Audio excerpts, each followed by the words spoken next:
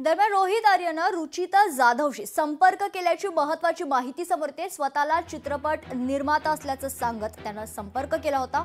अभिनेत्री रुचिता जाधवशीही संपर्क केल्याची माहिती असून अभिनेते गिरीश ओक, उर्मिला कानेटकरनं स्टुडिओत भेट दिल्याची महत्त्वाची माहिती समोर आली। लेट्स चेंज 4 या वेब सिरीजचं आर्य शूटिंग करणार होता। महत्वाची बातमी आपण बघतोय, महत्वाची अपडेट खरं तर रोहित आर्य एन्काउंटर प्रकरणात समोर येते। रोहित आर्यनं रुचिता जाधवशी संपर्क केल्याची माहिती आहे। स्वतःला चित्रपट निर्माता असल्याचं सांगत त्यानं अनेक अभिनेत्यांशी खरं तर संपर्क केला होता। अभिनेते गिरीश ओक, उर्मिला कानेटकरनं देखील स्टुडिओत भेट दिल्याची माहिती समोर येते। लेट्स चेंज 4 या वेब सिरीजचा आर्य जो आहे तो शूटिंग करणार असल्याची महत्वाची माहिती समोर येते।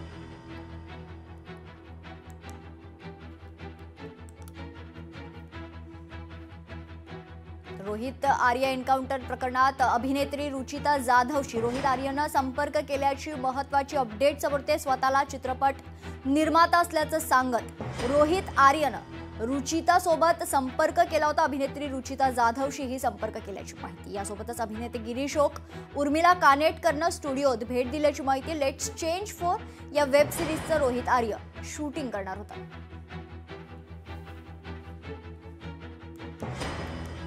यासोबतच रोहित आर्यनं आणखीन काही कलाकारांसोबत संपर्क केला होता का या संदर्भात देखील आता तपास होण्याची शक्यता वर्तवली जाते।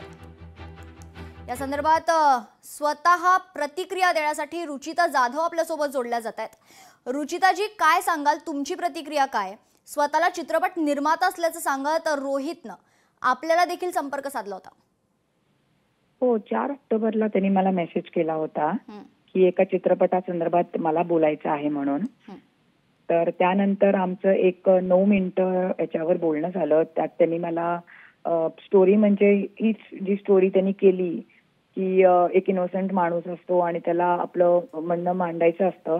वेनेसडे या चित्रपटाचं त्यांनी मला उदाहरण दिलं की त्या पद्धतीने मला चित्रपट करायचा आहे आणि तेच मुलं हॉस्टेज आणि जो किडनॅपर आहे तो त्याचे डिमांड्स काय ते सांगेल। तर मी त्याला विचारलेलं की यात माझा रोल काय आहे, म्हणजे तेव्हा ते मला बोललेला की एकतर टीचरसाठी जी त्या पोरांबरोबर किडनॅप होते ती, किंवा जो पेरेंट आहे, एका वन ऑफ द किड्सचा पेरेंट म्हणून मला पोर्ट्रे करायचं आहे, जे त्या किडनॅपरचं म्हणणं सगळ्यांसमोर मांडेल। तर मी त्याला बोललेले की ठीक आहे, मी पण विचार करते याच्याबद्दल। तो बोलला हो, मी पण विचार करतो आणि आपल्याला भेटावं लागेल। जे प्रत्येक ठिकाणी असं होतं की तुम्ही फोनवर नरेशन ऐकता, तुम्हाला जर स्टोरी आवडली तर तुम्ही भेटता। तर मी त्याला बोललेलं हो, आपण नक्की भेटू। आणि तर त्यांनी मला 23 ऑक्टोबरला मेसेज केलेला की तुला 27, 28 किंवा 29 तारखेला जमेल का? तेव्हा मी त्याला बोललेले हा, मी 28 तारखेला येईन। त्यांनी मला सोमवारी मेसेज केला की उद्या तू किती वाजेपर्यंत पोहोचते, आणि आर्य स्टुडिओचा गुगल लोकेशन मला सेंड केलेलं।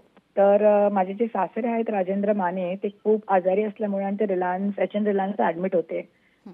तर त्यामुळे मी त्याला मेसेज केला की मी येऊ शकत नाही, कारण का फॅमिली इमर्जन्सी माझी आलेली आहे आणि आपण 15 नोव्हेंबर नंतर भेटू।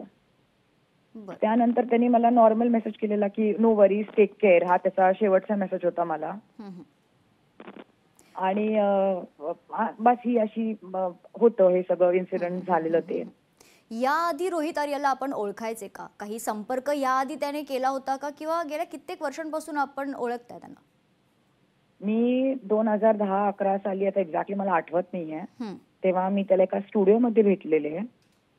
आणि जसं सगळ्यांचं एक इंट्रोडक्शन होतं तसं माझं इंट्रोडक्शन झालेलं आणि बस त्यानंतर मी त्याला कधीच भेटले नाही। जे काय happy Diwali, happy new year, broadcast messages जे काय होते ते तेवढेच होते।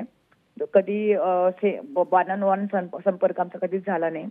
आणि डायरेक्ट त्यांनी मला 4 ऑक्टोबरला मेसेज केला, बस एवढंच आहे ते। त्यांची फॅमिली जी आहे ते आता दावा करतायत की तो मनोरुग्ण होता। तुम्हाला कधी त्यांच्याशी बोलताना असं जाणवलं का? नाही, मला अजिबात जाणवलं नाही।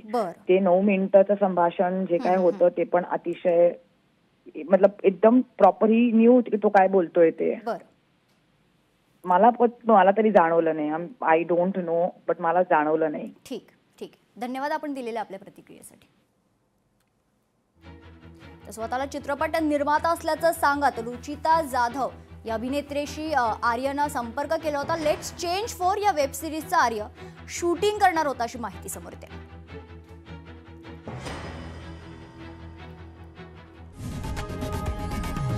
लोकशाही मराठी ऐका, पहा, जागरूक रहा.